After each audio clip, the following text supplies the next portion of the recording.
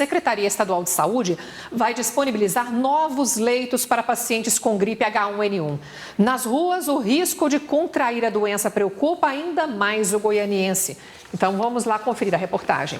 Nas ruas, os novos casos de gripe H1N1 preocupam a população de Goiânia. Tenho um filho pequeno, aí essa noite ele já passou mal, deu febre, eu fiquei assim, ai meu Deus, será que é H1, né? Aí difícil. É algo preocupante, né? Ainda mais no ônibus, tem bastante contato com muitas pessoas. Nessa semana, o estado reconheceu pela primeira vez que há o risco de uma epidemia de H1N1 em Goiás e que as autoridades estão em alerta por causa do avanço da doença.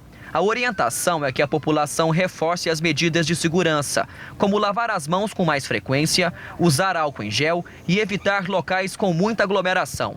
A Secretaria Estadual da Saúde tem uma reunião hoje com hospitais que possuem convênio com o SUS para discutir a quantidade de leitos de UTI que poderá ficar disponível para pacientes em estado grave diagnosticados com vírus influenza. Já ficou definido que aqui no condomínio Solidariedade em Goiânia foram separados 30 leitos de enfermaria para pessoas com gripe H1N1.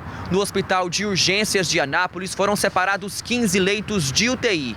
Como esses pacientes precisam ficar isolados, essas unidades terão que ser adaptadas e devem ficar prontas em um prazo de 15 dias. Os casos eles estão em ascendência, eles estão crescendo, por isso a gente mudou a situação. Então a gente vive numa situação de alerta para a epidemia. O adiamento da campanha de vacinação do dia 16 para o dia 23 de abril também preocupa a Secretaria Estadual da Saúde. O Ministério da Saúde descartou a antecipação da vacina em Goiás. Já foram confirmados 44 casos de H1N1 no estado, sendo 27 em Goiânia. 5 pessoas morreram, 2 em Trindade, uma em Jaú-Paci e uma em Goiânia. Foi o médico Luiz Sérgio de Aquino, morto no último domingo.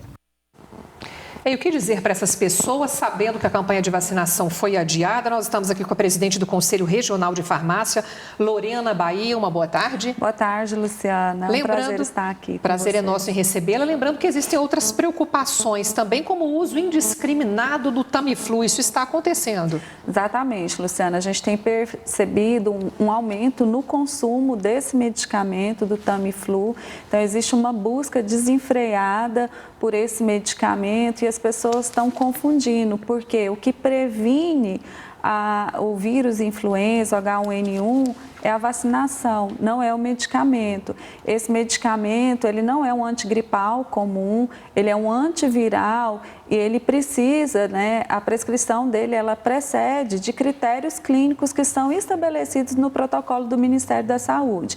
Então, é um medicamento que ele deve ser utilizado somente por aqueles pacientes que têm o diagnóstico de síndrome gripal ou de síndrome respiratória aguda grave associada aos fatores de risco. Então, o paciente imunodeprimido, é o paciente obeso, hipertenso, diabético, é o paciente que realmente tem a necessidade. E essa busca desenfreada por esse medicamento, ela pode gerar graves problemas para a nossa sociedade.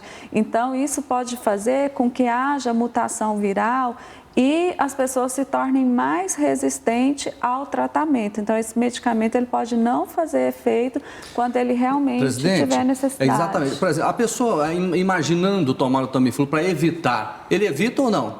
Ou é só depois que ele contrai a doença? Não, o Tamiflu, a indicação dele é para o tratamento da influenza. Então, é para aquele paciente que está com o vírus H1N1 e que apresenta ou síndrome gripal ou a síndrome respiratória aguda grave associada aos fatores de risco. O que previne a doença é a vacina e associado a isso os fatores, os cuidados básicos que a gente tem que ter, que é lavar as mãos com frequência. Se você não tiver acesso à pia, ao sabão, você carregar um álcool gel na bolsa, evitar locais com grandes aglomerações, é assim que a gente evita a transmissão do vírus. E um outro problema que pode acontecer é que com esse consumo desenfreado, fora das expectativas de planejamento, pode fazer fazer com que as nossas unidades de saúde fiquem desabastecidas e aquele paciente que recebeu o diagnóstico e precisa do tratamento, ele ser privado de receber o medicamento quando ele precisar. Então, a gente tem que ter muita consciência na utilização desse medicamento. Agora, em um momento em que se recomenda a vacinação, nós sabemos que a campanha na rede pública ela foi adiada para o final deste mês, mesmo com mortes sendo registradas aqui, ou então a única forma é recorrer à rede particular e vacina chegando até R$200. Lembrando que existe um grupo de risco na pública, né? E há 2 anos as maiores mortes aconteceram nesse pessoal que não está no grupo de risco. Sim, mas é importante destacar que o período que a gente tem circulação maior do vírus, né, é durante o inverno. Então, assim, em maio as pessoas estarão vacinadas, mesmo aguardando esse cronograma, né, que se dá em função também da programação do Ministério da Saúde. Então, tem um pânico muito grande instalado em função das mortes que estão acontecendo, mas, assim, a gente tem que pensar que 90% das gripes que acontecem no nosso meio, né, são gripes comuns e a maioria delas evoluem para uma cura espontânea sem que haja necessidade de usar medicamento. Não seria o caso, diante dessa situação, de antecipar mesmo a distribuição desse medicamento, a vacina? Olha, antecipar a vacinação, sim, seria uma boa estratégia, mas utilizar medicamentos, não. Medicamento é só para quem realmente tem a necessidade. Isso, porque a população quer a vacina, inclusive os grupos de risco principalmente, mas não tem. O poder público não foi responsável numa situação como essa? Olha, ainda que tenha adiado em uma semana a aplicação da vacina, eu entendo que está dentro do prazo, né, para que as pessoas tenham cobertura vacinal e se previnam. Mesmo com essas pessoas morrendo, presidente? Eu acredito que ainda assim dá para esperar fazer a vacinação. Seria maravilhoso se a gente conseguisse antecipar, mas se não conseguiu antecipar, não é prescrevendo medicamento de forma indiscriminada, usando esse medicamento digo em relação que a gente resolve.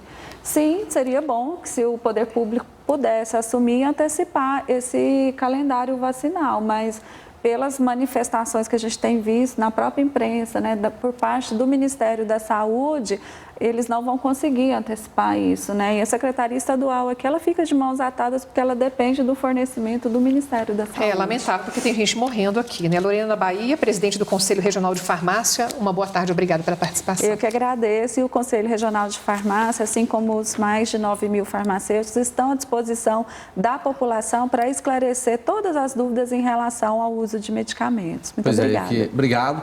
E é importante você que está acompanhando o Jornal do Meio Dia abrir os olhos, né, ter a consciência do que ela acabou de falar. Esse uso indiscriminado do Tamiflu pode causar muito mais problemas do que você imagina.